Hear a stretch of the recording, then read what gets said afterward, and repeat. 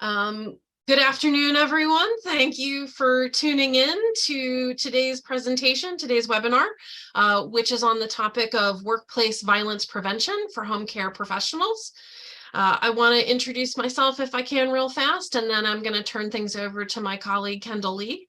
For those of you that I don't know or who don't know me, my name is Caitlin Hauk. I'm the Executive Director for the Maryland National Capital Home Care Association, and I also serve as the Executive Director for the Maryland Emergency Preparedness Network. We're very excited to offer today's program, and for those of you who may not already be familiar with MINCA, this is my shameless plug. MINCA is the state's trade association for home health, Medicare certified home health agencies, private duty and personal care agencies who are licensed as RSAs, and also our DME providers who are RSAs.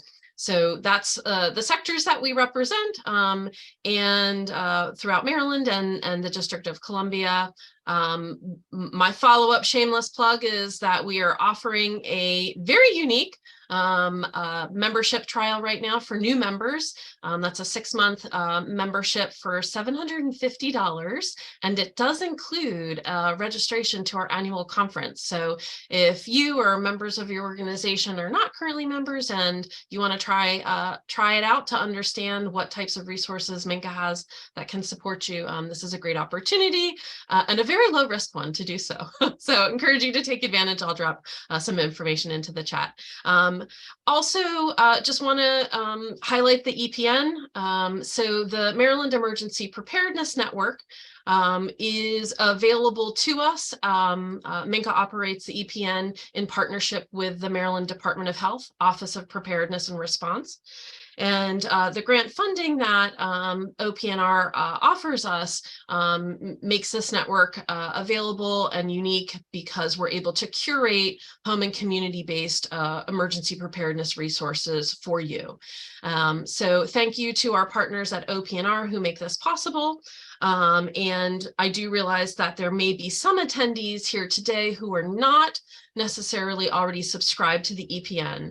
All of the subscription services, the benefits, that is all free to you, again, through the grant that OPR provides. And so we really encourage you to get signed up, and we can also drop that information into the chat as well, so that if you're not a subscriber to the EPN, it certainly makes sense for you to sign up or direct members of your team to do so if they're not already. Want to go ahead and introduce my colleague, Kendall Lee. Kendall serves as the program administrator for the Maryland Emergency Preparedness Network.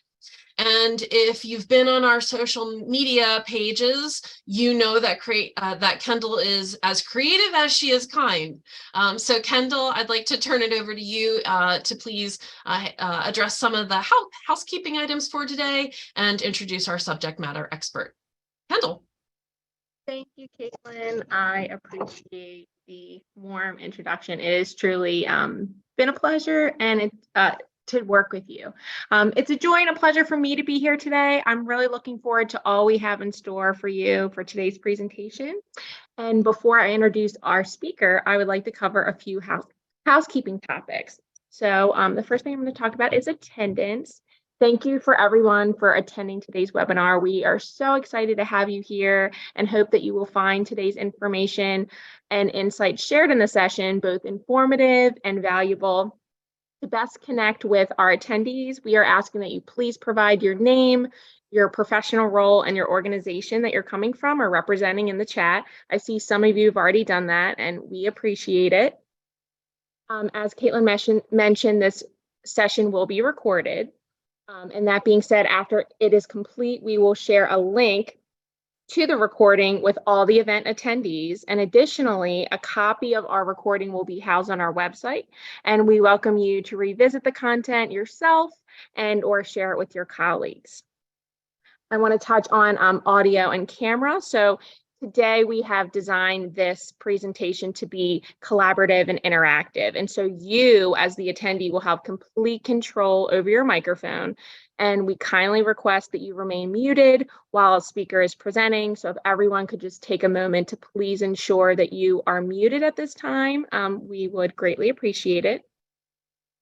In regards to your camera, we would love to be able to connect with you in this virtual setting and see your wonderful faces. We invite you to turn on your cameras, though I want to ensure that this is not a requirement for you to participate. And I want to touch on the Q&A.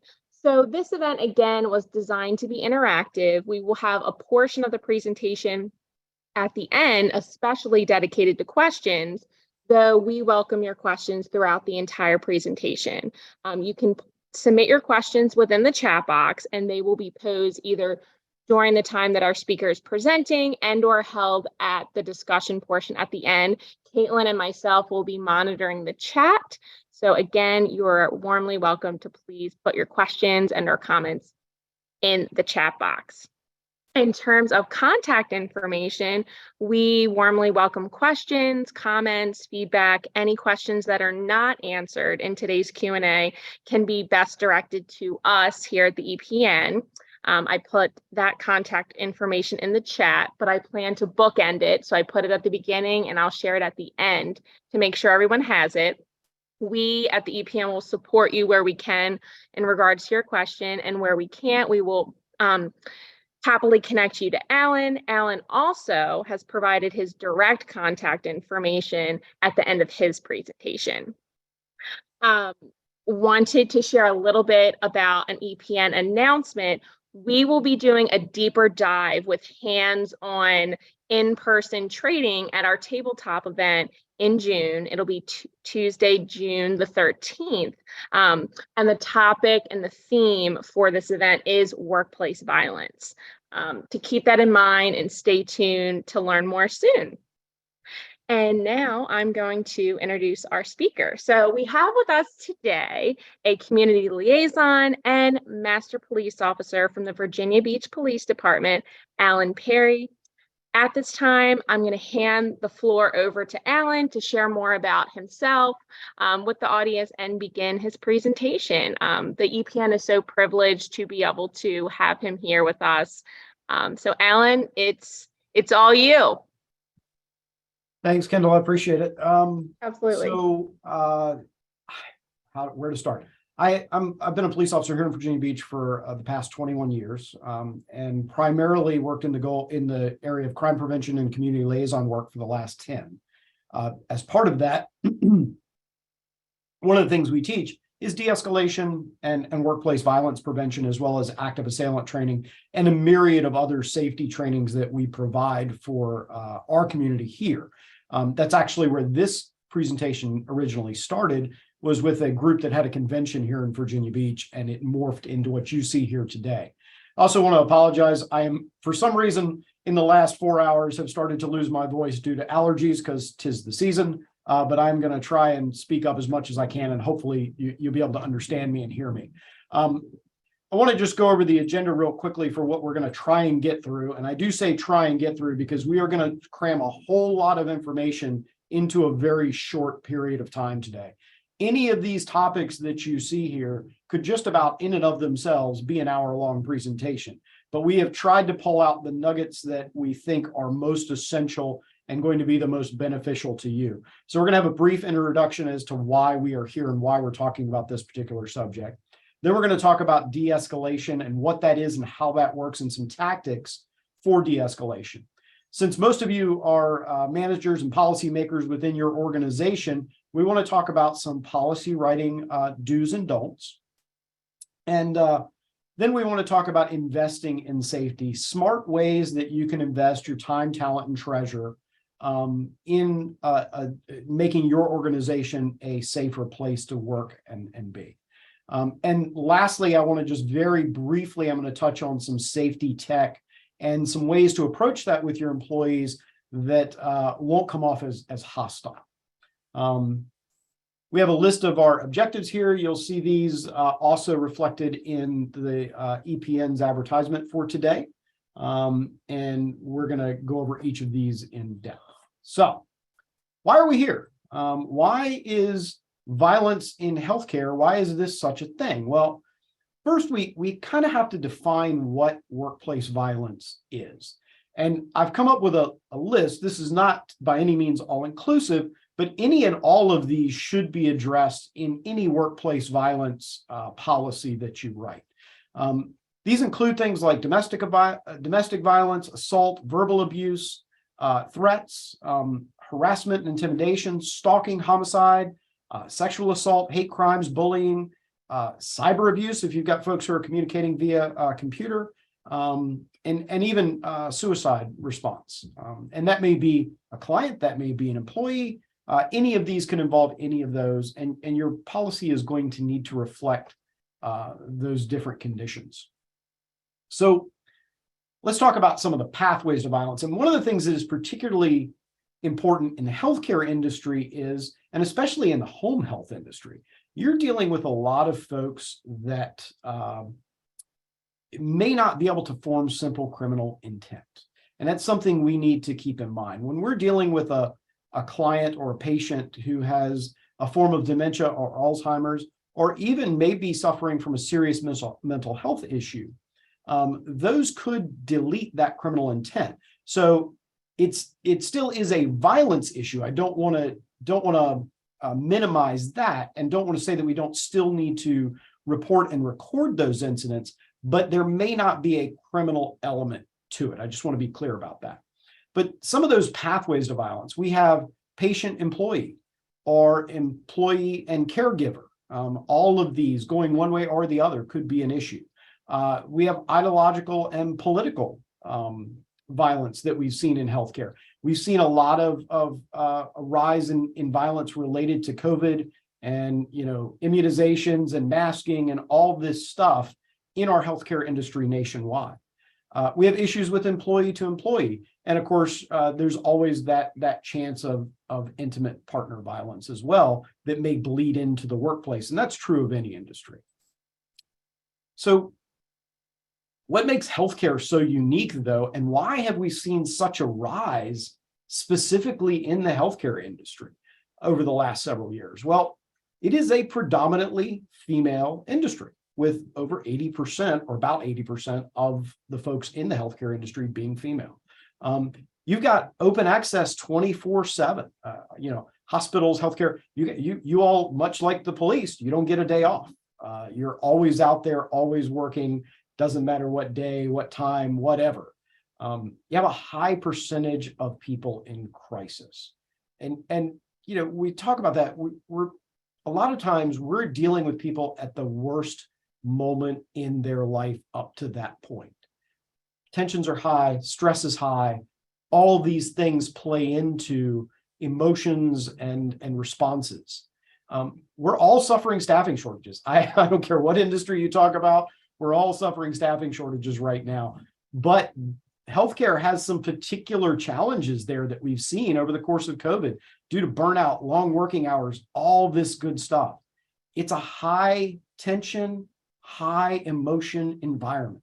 And that adds to that likelihood of workplace violence. You're also dealing with a higher concentration of folks that are in mental health crisis. We've seen a rise in mental health issues nationwide since the pandemic, and that's not going away anytime soon. And our internal systems to deal with those have not caught up with the rise in mental health crisis. You also deal with folks who are in the cycle of substance abuse and may even be drug seeking. And that can be a major danger to you, your employees, and your facilities. So those are all things to keep in mind. How does that violence, though, how does that rise in violence? How are we seeing that impact the healthcare industry? Well, worker safety being compromised. And that leads to these other things that we're talking about. Because of that, we end up with a much higher turnover rate. We see people leaving the healthcare industry and going into other fields, or leaving the field and going into management or going into what we in the police department would call a desk job, to get out of the higher tension, higher likelihood of violence in the actual healthcare industry. That, for you all, causes increased recruitment costs, because now you have a shrinking pool of available applicants, and it's going to cost more to pull those people from other industries, other places, other businesses. We also end up with decreased productivity. When a worker doesn't feel safe in their environment, their productivity goes down. We've seen study after study that shows this, regardless of industry. The same is true of the healthcare industry. The big thing to remember, though, about safety and workplace violence is that safety is everyone's responsibility, from the very top to the very bottom, from the guy who's coming in to clean the office at 3 a.m. after hours to the owner of the practice. Every single person in that environment has to be responsible for safety. I can't stress that enough. So let's talk about de-escalation. What is it good for? Well, the big thing to remember about de-escalation, and the thing that I can't stress this enough, de-escalation starts before a client interaction ever begins. Before that phone call, before anything else. Why do I say that? Well, a lot of what we see when it comes to client-employee interactions that turn aggressive or violent tends to be a lack of training in customer care or a lack of bedside manner, right? How we treat those customers and how we train our employees to take care of those customers can greatly reduce the overall instances of workplace violence and can be a major component of de-escalation. Again, if you can find, especially for your folks who are frontline, first on the phone with a client or a caregiver, if you can find good customer care training for them and show and teach them to show just a little bit of empathy and a little bit of bedside manner, it can save you a whole lot of problems down the road. Remember, bedside manner is not just the practitioner in the field. It really is everyone in your office, from the billing staff to the front office workers to the folks who are in the homes. It's everybody's responsibility. And if we can just teach our folks to show a little bit of empathy, we may find that we resolve a lot of these issues. I will also throw in there, if you find that you have one particular employee that is constantly coming up with, this person's harassing me, this person's been aggressive towards me, and it tends to be that same employee again and again and again, you may want to start looking a little bit more closely at how they are interacting with clients. I'm not saying the employee is necessarily wrong. Maybe they just got bad luck and they got all the rough customers that week or that month or that 6 months. But you may want to think about getting that employee some more communications training. So the number one thing with de-escalation, and I don't care what jurisdiction you're from, I don't care what municipality you're from, if you have a situation that is becoming aggressive, and please pass this on to your employees as well, call 911. This should be the first thing on your list. Call 911. We would much rather, what we hear a lot as police is, well, I didn't call 911 because I didn't want to waste your time. You're not going to waste our time. We would so much rather respond to your office, to your job site, wherever, for a simple argument or disagreement, then after it escalates, now we're responding to a violent incident where somebody's been seriously hurt, injured, or killed, right? If a patient becomes highly aggressive or a caregiver, they're highly intoxicated, they're on drugs, whatever, call 911. I cannot stress that enough, right? The other thing I stress is know the non-emergency number for your jurisdiction and for any jurisdiction that you do business in. If you don't think that whatever you're dealing with rises to the level of 911, use that non-emergency number to call first responders PD. Remember, you cannot de-escalate until you validate. And I'm going to give Kendall credit for this little saying. She came up with this when we were talking. This was hers. And it really is just so true. You can't de-escalate an issue with a client until you validate what they're going through. Simple phrases like, I'm so sorry you're going through that. Let me see how I can help.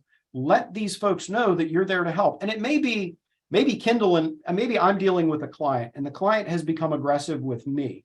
It could be really easy for Kendall to step in and with one of these two phrases, instantly de-escalate the situation and be able to bring it to a quiet, calm conclusion. So let's talk about some tactics to de-escalate. So one of the things I want you to remember is that we as people, I know this may come as a shock to some of you, we're animals. So as animals, we have animal instincts and we can't really control those. One of the big things we see is when people start to feel trapped or overwhelmed. This can be true of caregivers and patients as well. We've seen it in dealing with folks in mental health crisis. We've seen it with folks with Alzheimer's and dementia. If you've ever been in a room in a home where firefighters and police come in to help someone, you will notice that firefighters pack a room like a clown car, right? This alone, that suddenly being trapped, that sense of being cornered and no place to escape to, that by itself can be enough to cause someone to become aggressive. Don't trap the person, the patient, the caregiver, whoever. Always allow them that exit, that way out. Don't argue. Whether it's on the phone or face-to-face, there's no point in arguing. You win nothing, right? If I've got a client who is arguing about, I don't know, the latest med we gave them or the fact that we haven't refilled their prescription fast enough, right? Do I win anything about getting more and more aggressive and insisting that something be done my way? No, there's no point to argue with them. Don't allow other folks to engage. Keep it one-on-one. If you've got other employees there, don't allow them to step in, because again, that person is going to feel overwhelmed. They're going to start to feel trapped, and that is going to cause them to become more aggressive. Make it a one-on-one, even conversation and stay calm. Don't show anger. When I say don't show anger, I am talking about voice. Keep your voice level, even, and calm. But I'm also talking about body language.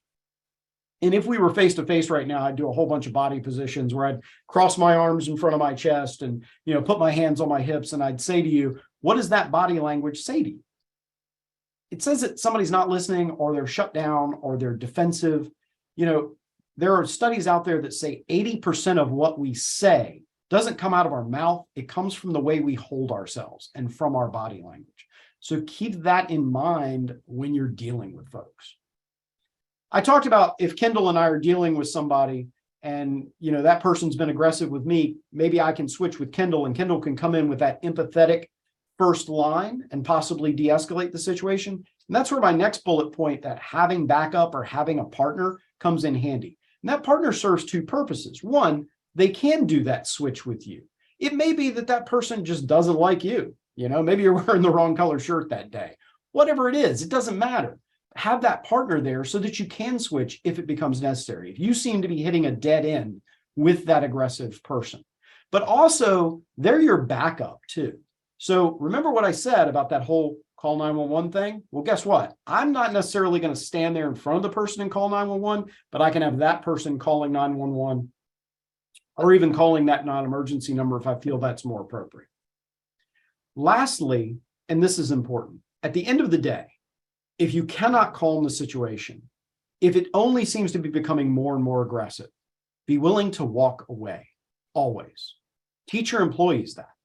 I had a receptionist, we were doing a presentation for a college, and the receptionist at the college had a couple of instances where folks had gotten aggressive with her at her front counter. And she said, well, if I walk away, they're going to destroy my computer, and I'm going to be, they could destroy my computer, or they could wreck my desk, and I'm going to be responsible for that. And I told her flat out, if your manager or your boss makes you responsible for what that person does because you walked away to keep yourself safe, you need to find a new job. And I think that would be true of any of us if our employer said that. Now, let me reiterate this, because I said it once, but I'll say it again. Call 911. I cannot say that enough. It is so important to us as police, again, that we respond to that simple dispute rather than a stabbing, a shooting, something that has turned violent where you or one of your employees has been attacked or hurt. So call 911. You are not, I repeat, not wasting our time. And guess what? If the situation calms down prior to police arrival, you can call us back and cancel. It's okay. We may still come out to talk to you. We may still want to get some information from you, but you can certainly call us back and cancel. Or if nothing else, call us back and say, hey, the situation has been de-escalated. And then we can at least slow our response so we're not endangering ourselves or somebody else trying to get to you faster. This is something we hear all the time, but I don't think we really take it into consideration. And that is, see something, say something. It applies in the workplace as well. What we often see is, say for instance, you notice that one of the windows in the front of the building appears to have been damaged, right? 5 employees walk in at the same time. All 5 employees may notice it, but nobody says anything because they all assume somebody else is going to, right? Or the lights are out in the parking lot at night. The timer hasn't been reset properly. Oh, I'm sure that, Bob or Susie or whoever said something. I don't need to say anything. If you see something that is unsafe, or if you see something out of place, say something to someone. Cannot stress that enough. Because again, that goes back to that safety is everyone's responsibility. I always compare this to, I'm sure all of you have taken BLS or AED CPR in the last several years. And one of the things we here in the police department have been doing this for years. One of the things I've noticed is that over the years, we've gone from someone call 911 to you call 911, because we figured out that if we just say someone, nobody does, because everybody assumes everybody else has. That's why I say this see something, say something, that applies to everyone, right? Safety is everyone's responsibility. And if we see something, I would rather the manager get 5 complaints about the lights out front than none. So let's talk about policies and procedures real quick, and some just really brief do's and don'ts for when trying to write a good policy. So a good policy is always going to be clearly written and pretty simple and to the point. We want to really avoid obscure language and acronyms. Remember, you want to write this so that somebody coming in on their first day of work at your business can understand everything in that policy by simply opening it up and reading it, right? Don't get into the weeds on these policies, though. When you start complicating them with a lot of details and minutia, what you're doing is you're increasing a liability to yourself, right? Because if you do have an issue and you don't follow that policy to the letter, all that minutia you put in there about the second manager will call this person and report this to this to this. If that doesn't happen when you actually have an incident, it could lead to a liability for you. So please keep that in mind. Keep your policies very simple, very straightforward, very easy to understand, and always look at it as, if I knew nothing about this business and I walked in the door tomorrow, could I understand what this policy says? I'll tell you, in my household, when I have to review and write policies for the department, or I write training, I oftentimes will make my wife look at it. Now, she's become a little bit off now because she's looked at so many of these. She's starting to learn the acronyms, but I use her as my blind study, basically. So if you knew nothing about this, what would you think of this presentation? Make sure your staff are trained on your policies. I can't stress that enough. Did a presentation recently for a very large medical group. And I asked the audience, about 75 people, asked them, does this organization have a workplace violence policy? I got maybe a dozen hands that went up that knew for sure that the business had a workplace violence policy. And then when I asked, well, what is in that policy? Who do you report to? I had 2 people that knew. One of those was the managing director of the practice. And what the managing director said to me was, well, they all signed a piece of paper saying they read it. If your complete training is, here's a 5-inch binder full of all our policies, read them. Oh, and by the way, sign this and say you read them. That's not appropriate. That's not practical. And it's not going to work. Your staff are not going to, it's just not going to work. We need to train our staff on these policies so that they understand how they work and what's in them. Any policy, any good policy needs to have the backing of management, and it needs to be supported. And that goes back to that not handing the employee a 5-inch binder full of policies. If it's actually important, then you will go over it with them. It can't be just another policy. And I believe, and I admit I'm biased because of my line of work, I believe a workplace violence policy should always be in the front, very important. Everyone should know we as a company are invested in your safety. And remember, put it to the employee that it's for their safety. It's not that you're trying to impose rules on them, anything else. You're not spying on them. You are concerned and want to create a safe workplace for your employees and staff. And lastly, lead by example. And I don't just mean you, the managers. I also mean the doctors in your practice, the practice owners, the higher ups, all of the corporate folks. Whatever policies you have must apply across the board. And employees must see that. If employees see that, let's say you have a policy that nobody leaves the office alone at night. The last person out leaves with, 2 or 3 people leave at the same time. Nobody leaves by themselves. But yet they see the office or the practice manager every single night in the office by herself, 10 o'clock, still plugging away. Oh, yeah, I'll leave here in a little bit. That tells them that that policy is not important because you, as the leader of that organization, don't follow that safety practice. So just keep that in mind. Again, keep in mind that what you put in your policy can make you liable. I'm not an attorney. I can't tell you for sure what liability you may incur or may not, but I will say this. If you can sue Burger King for making you fat, right? Just remember that. What you put in your policy can make you liable, so be careful. Well, let's talk about some policies that we may need to have. Weapons in the workplace. Do you allow them? If so, what do you allow? Do you allow your employees to carry a firearm? Do you allow them to have it in a car? If your employees drive their own personal vehicle, are they allowed to have a firearm in their own personal vehicle? All those things you may have to address. Are they allowed to carry pepper spray? A lot of folks don't even think about the fact that they've got that little pepper spray container on their keychain. Is that a violation of your workplace safety policy? You have to decide.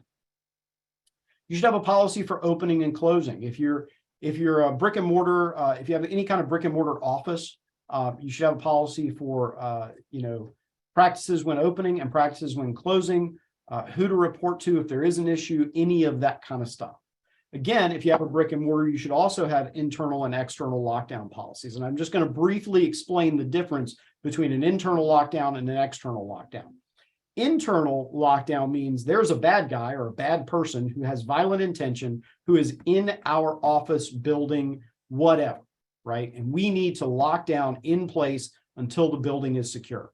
External lockdown could be the bank across the street just got robbed, and we don't want the robber coming into our building and causing a problem, right? So you need both of those. And a workplace violence policy, which is part of what we're talking about here. And in that workplace violence policy, there are several things that we need to be specific and cover. 1, what is workplace violence? 2, who does it cover and who do they report to? 3, how do they report? If there is an incident, ask your employees at random, hey, if there was a workplace violence incident tomorrow, who would you report it to? And how would you go about reporting? Is there a form? Is it just an email? Is it a simple, hey, Susan, yesterday there was a workplace violence issue, blah, blah, blah, blah, blah. How do they do that? Your employees need to understand each of those steps. And here's one of, in my opinion, the most important. What is going to happen with that report? What is the follow-up, right? Whether it's a founded workplace violence issue, whether it's a, say an employee got a phone call that they felt was threatening, you looked into it, didn't find any reason for concern for whatever, are you going to go back to the employee and let them know what happened with that incident? You should. There needs to be some kind of follow-up, and the employee needs to understand what that follow-up is. If they just keep reporting what's going on or what they're seeing, and they never see anything back from that, or they never see any return from it, they're going to think in their mind, you're not doing anything with it.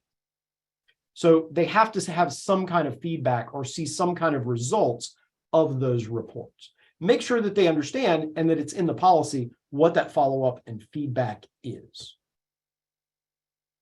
So I want to just briefly touch, because this is a thing that we have seen expand greatly during the pandemic, work from home and hybrid work environments. A lot of you may be working from home today, and you have to ask, do our workplace violence and do our safety policies extend to the work from home environment? They probably should. They're probably going to need to. But with that, that changes some things. How do we report a violent situation? Let's say we're on this Zoom meeting right now, and I see something happen in the background at Kendall's house. And who do I call? How do I report that my friend Kendall, I'm seeing her being attacked by somebody on Zoom? If I call 911, it's going to Virginia Beach. Kendall's in Maryland. That does me no good.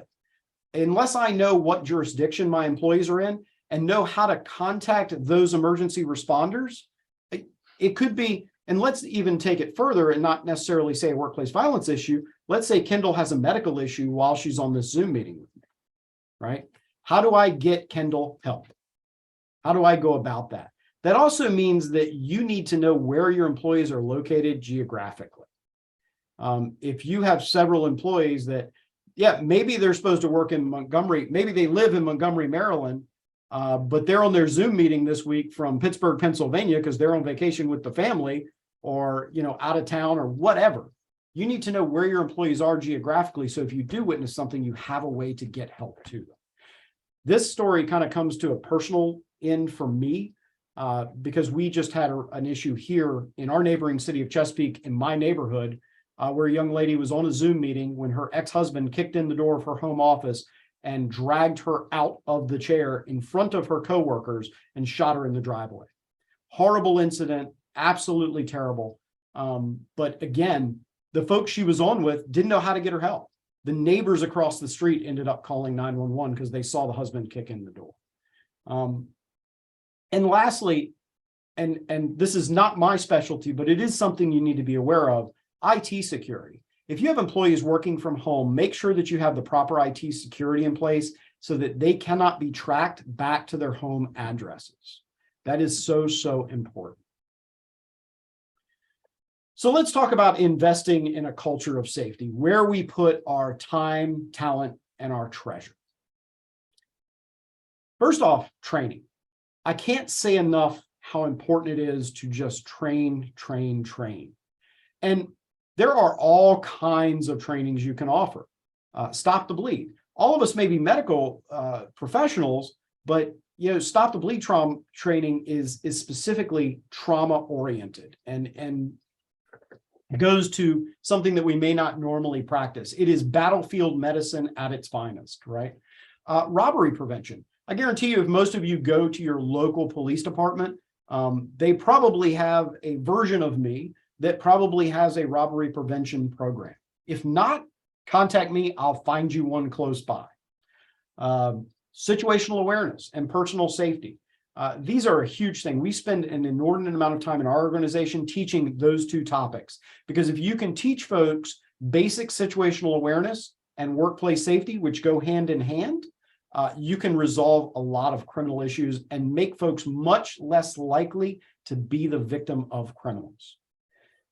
De-escalation training, what we talked about earlier, but more in depth.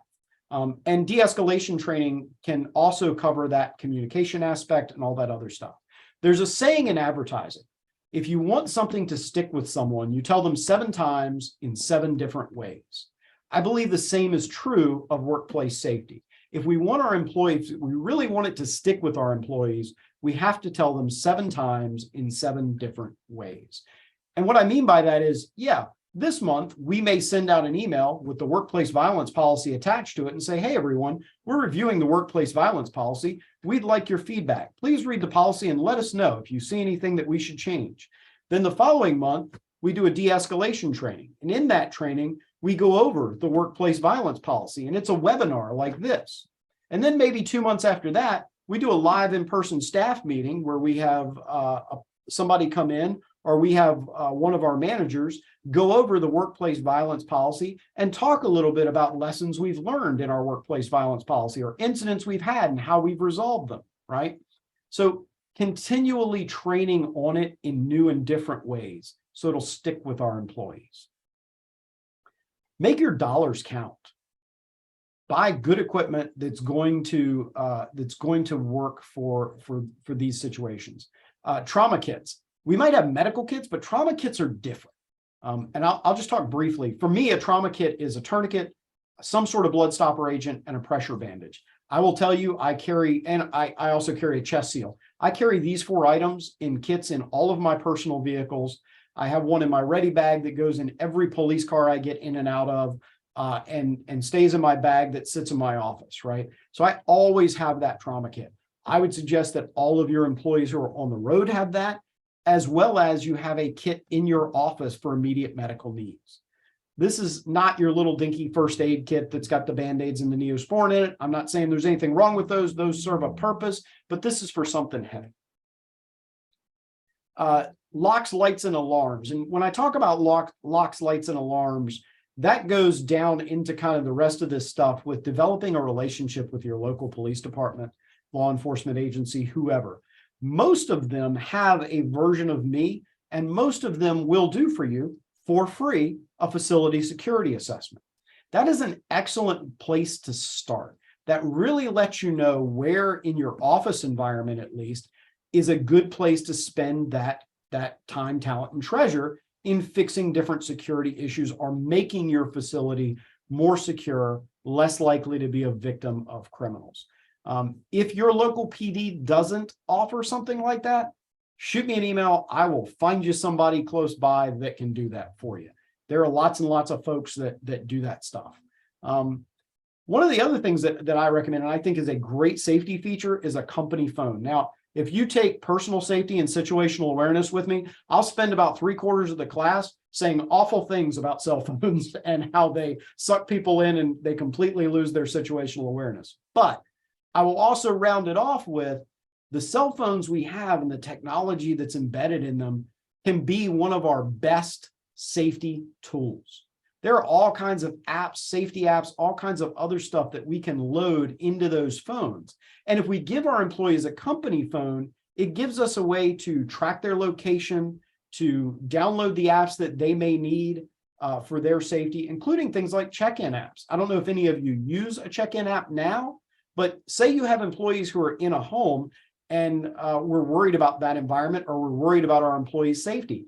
You can download a check-in app to a company phone where you set a timer, say 15 minutes, 30 minutes, whatever. And as that time interval lags, the employee has to put a code in to show they're still safe. If they miss that check-in, it sends an alert to the designated person or people, which could be the company manager, a field manager, whatever it is, that gives the employees location. And if some of the more pricier apps, if it continues on, it'll actually give an alert to 911. When I say track employees too, I need to be careful with that word. We don't want our employees to think we're tracking them for accountability. Like, we're not spying on them, right? We literally want them to know, hey, we are giving you this phone because we want you to be safe. We are giving you this as a safety tool. We want to be able to have an easy way to communicate with us. We want you to have the safety tools on this phone. We want to know if you're in trouble. We want to know where to send help to get you safe, or to help you in whatever situation you find yourself. And again, and I said this earlier, safety is everyone's job. That's the managers, that's the doctors, that's the practice owners, and the people on the ground. And it's even the guy who comes in to clean at night, right? It is everyone. And I cannot stress that enough. So just really briefly, I want to talk about some safety tech. You know, there are so many neat things out there that we can use to help better secure our employees. And I just wanted to talk about a couple of them. So one, we kind of talked about the company cell phones. The picture you see is a Kyocera phone. They are, if anybody remembers the old military tough books, those are basically the cell phone version of the old military tough book. They're almost impossible to destroy. You can customize them for a company's use and specifically download what apps you may want or need for your particular company. Maybe you want an app where your practitioners can put in their notes for an individual client visit. Maybe you want an app where they can record video and voice of notes or whatever. But you can put those tracking apps on there. You can put time apps on there. If you want to put, you want people to be able to remotely check in and check out of work. You can put driver tracking stuff on there if you want, all that kind of stuff. One of the things that we've talked about is understand you all have a lot of folks in the field, and they may have some very high dollar medical equipment, or they may even be carrying med bags that could easily be stolen or may be the target of thieves or robbers. Ever think about anything as simple as an Apple AirTag?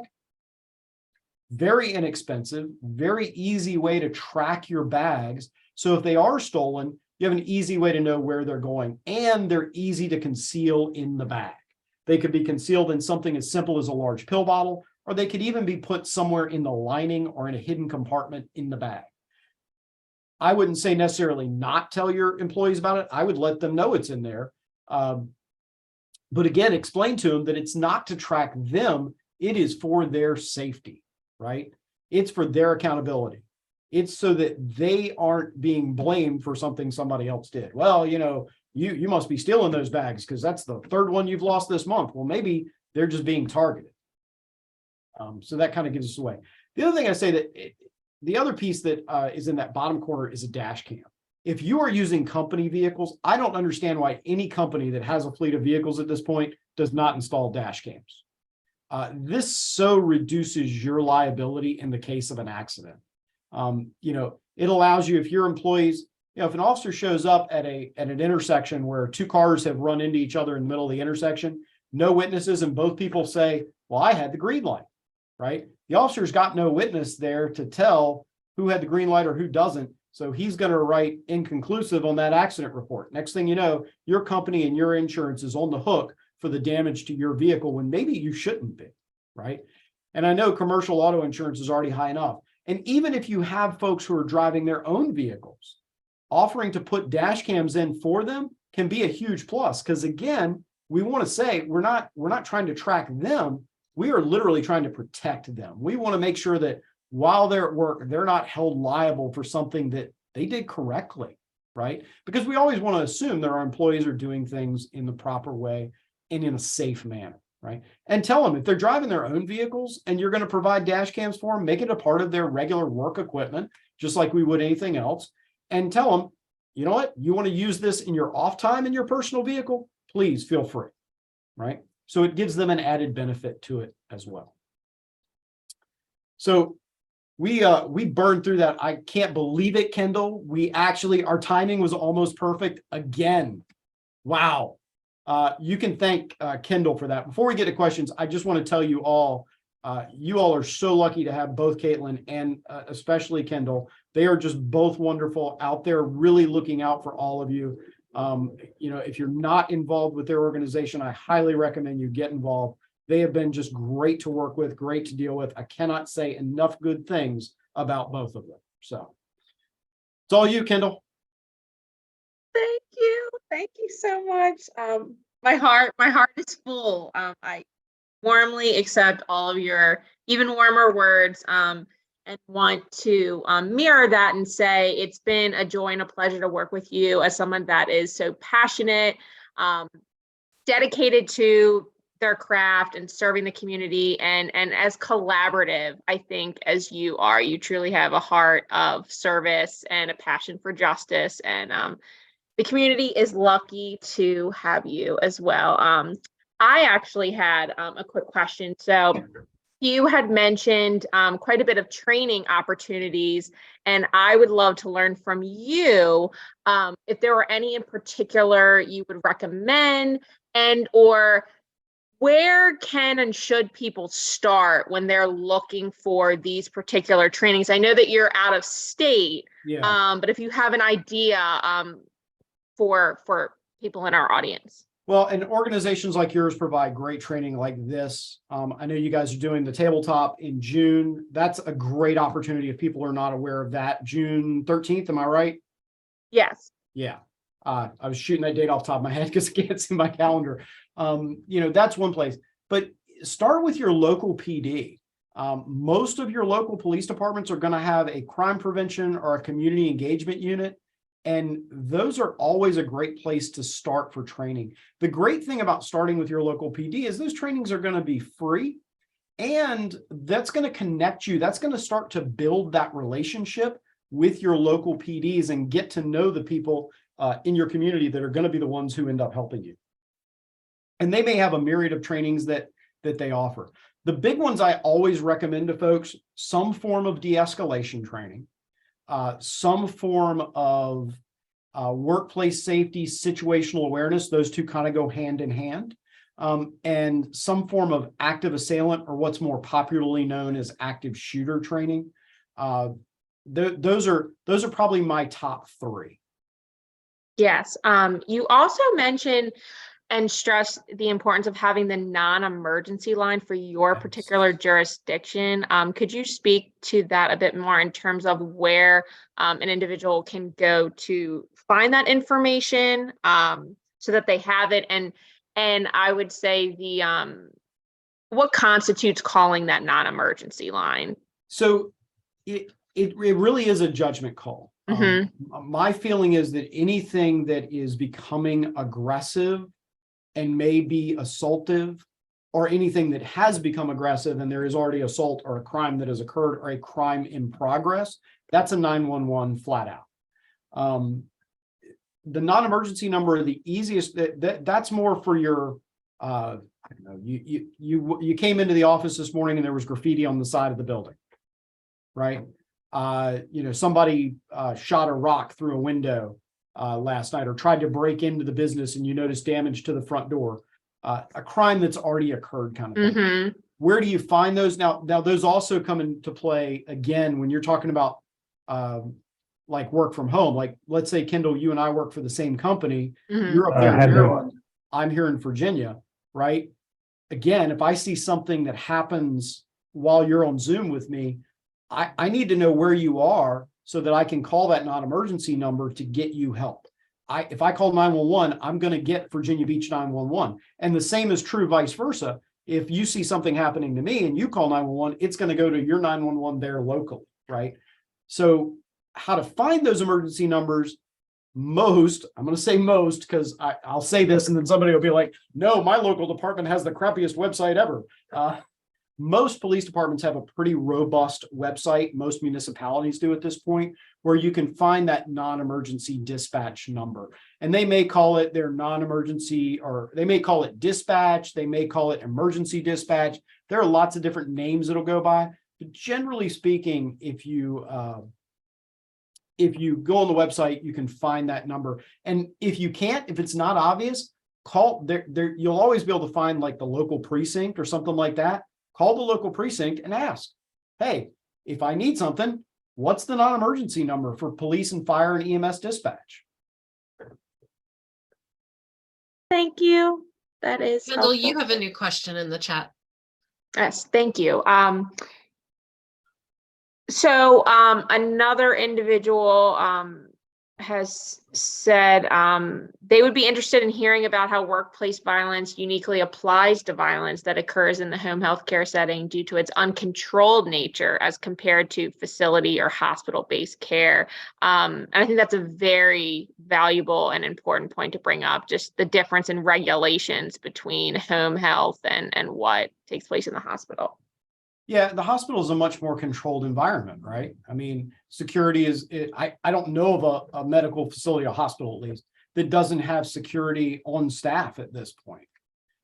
Many, I know here in Virginia Beach, all of our major hospitals have police officers in the ERs at this point as well. So there's a police officer on campus constantly.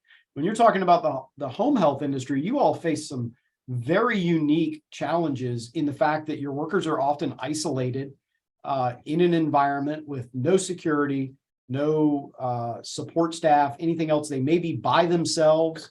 There are certainly a lot of specific challenges in that environment. And that's where things like that company cell phone that has a check-in app on it, that they can record their interactions. If I had a specifically, let's say I have a patient who has had violent tendencies in the past, and I am concerned that they may be escalating again. Maybe it's a dementia patient, maybe it's a special needs patient of some sort with some sort of mental health issue, whatever. I would not be, how do I put this? I wouldn't be opposed to my worker going in there with their phone on record in some way so they can record the interaction.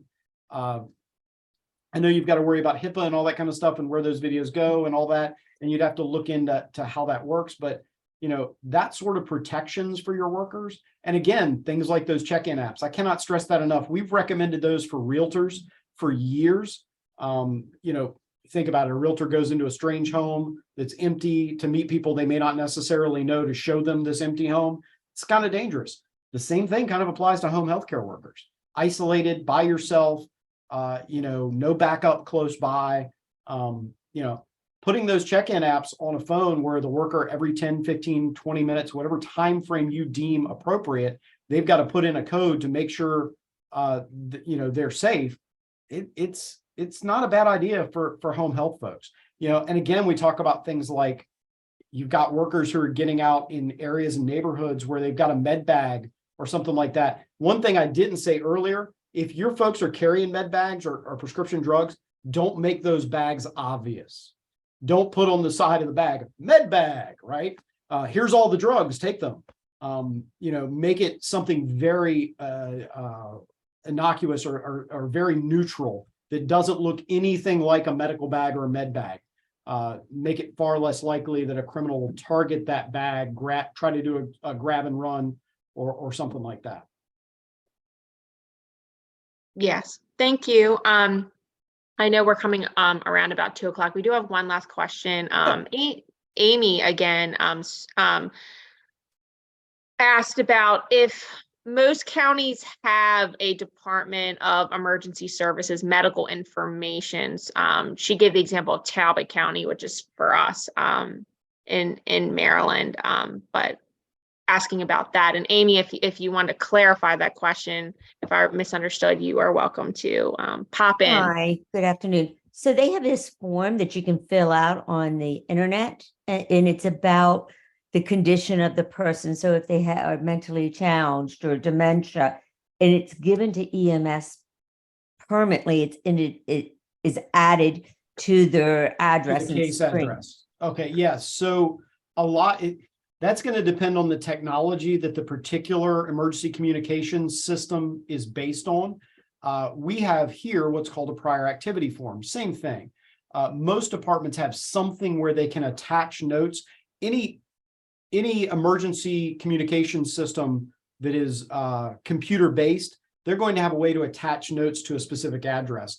And they can be things, and it depends on the agency what they're willing to put into that system. It could be medical notes like that. For us, if we have somebody in a home that may have a mobility issue, we'll put a note in that address so that fire, EMS, police, if we're responding, say a structure fire, right? We know there's somebody that may not be able to get out of that house. We need to kick in, PD, the Blue Canaries are the first ones there. We know we need to kick in that door and try to find that person with a mobility issue and get them out of that house. Other agencies are a little hesitant to put medical information in for a variety of reasons. You need to check with your individual agencies and see what they will put in. They can also put hazard notes in though. Things like, let's say at your facility, you store a large amount of flammable materials or oxygen tanks or something else that may be a hazard. They can put a note on the address, a hazard note for that. There are a lot, and some places that's another name that they may use for them is hazard. Guess we're about done. Let me say, if there are questions that we didn't get to answer, Kendall and I are going to work to see if we can't get you some answers for those between the two of us. And I've put my contact information there. I said several times, if you find that your local agency doesn't provide some of these things we're talking about, let me know. I've probably got a contact somewhere close by that can help you out, or we can find somebody to help you out between the bunch of us. We want to try and get you the resources that you need. Thank you again to both Caitlin and Kendall for everything. I appreciate it. It's been fun. And I hope everybody got something out of this. And yeah, that's all I got. Thank you, everyone. It has been such a joy and a pleasure to have all of you. And thank you so much for your attendance and thoughtful participation.